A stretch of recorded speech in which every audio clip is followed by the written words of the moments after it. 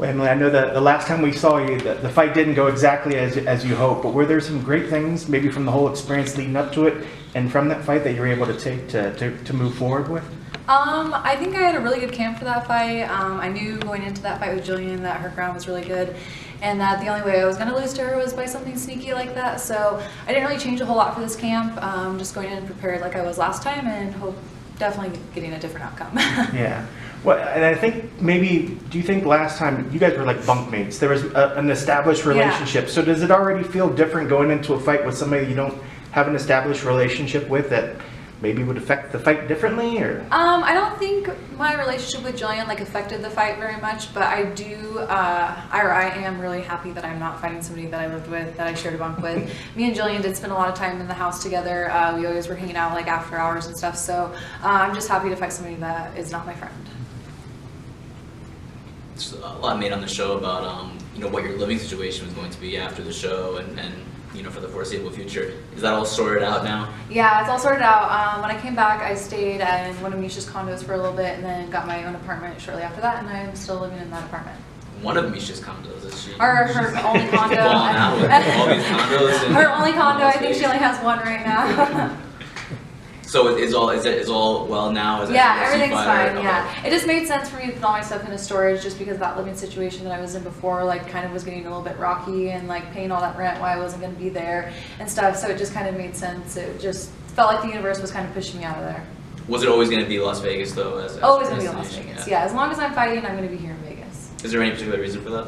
My relationship with everybody at Extreme Couture, all my coaches, they all know me really well. We work well together, my training partners, and I love living in Vegas. It's a great town to live in. If you're out to like thrive and get something, this town can be very good to you, and it's been good to me so far.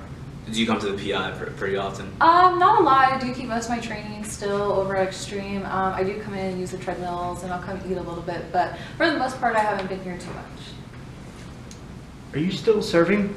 I am, a little bit. It's kind of weird. I don't actually have any shifts, but if the girls need help, then I'll pick up and stuff. I try and not pick up any shifts close to the fight, but outside, and football's coming up, and so I'll definitely probably work football. We're a Patriots bar, and all the Patriots fans love me, so I'll definitely be working the Patriot games. I was going to say, for that particular job, it's probably the perfect for fighting on the side. Your schedule works around your training schedule? Yeah, they definitely work with my schedule there. I work for great people. My manager's great, so it's just a really good job. I got really lucky. Actually, one of my head coaches, Eric Nixick, he's been working there since he was 18, and so he still bartends a couple nights a week. So just like a really close-knit like group of people there. There's only like 3 people on a shift, so everyone's pretty close. You ever been recognized by a patron coming in and saying, "Hey, you look like that fighter"? Nobody's recognized me, but most people know that I am a fighter, and like people will like always ask me if I have anything coming up, or if they haven't seen me for a while, they'll ask the girls like where I've been, if I have fights coming up and stuff. So everyone there is super supportive. All right, well, let's talk about your opponent a little bit. Break her down for us. Where's she dangerous? I think Jamie, she might be a little bit dangerous everywhere. She's well-rounded. She likes to go to the ground. She has good stand-up. So I think it's a good matchup. She seems like a well-rounded MMA fighter as myself. So I think it's just going to be a good fight. I've watched her fight since she fought in Invicta. I watched her in the Tough House. So I've always known who Jamie was, and I've always thought it'd be an interesting matchup. And so it was kind of funny when I got offered that, and I'm excited to fight her. Really excited. I think it's a good matchup for myself, and I'm sure she thinks the same. So I think it's just going to be a good fight. It's kind of like a crosstown rivalry, right? Yeah, a little bit, but now Jamie's over at Team Alpha Male. So before, Extreme Couture and Syndicate don't really like each other, but I still don't think it would have really been any like bad blood between us. Is there some conflict between those two sides? Yeah, it seems like our gyms don't like each other very much, but it seems like everyone's like kind of cool. Like it's kind of more like a joking around beef for a little bit, maybe. Gym versus gym, or just the females at each gym? No, gym versus gym. Me and Roxy, we talk all the time, still, not all the time, but if I see her, we talk and everything. So none of the girls there have any beef with any of the girls at our gym, so I think everyone's cool.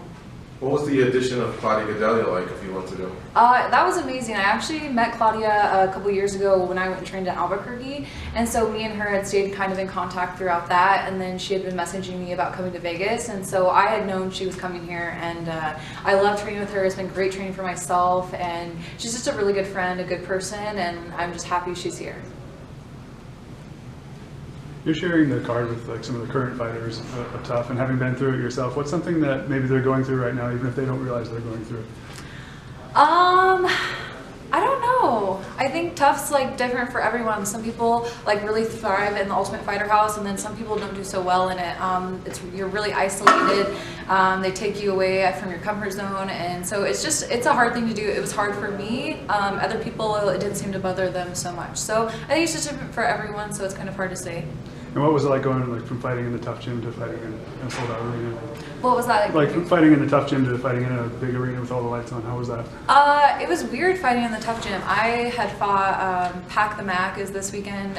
It's a free event that Tough Enough throws on, and I fought in front of 16,000 people before. So, and I'd been main event on casino cards, so it really wasn't that different for me. It was weird fighting in a small gym where there's no walkout music. It's just quiet. You only hear your friends and teammates, cheering. So it's a weird environment to fight in there, but not in a big arena, I don't think.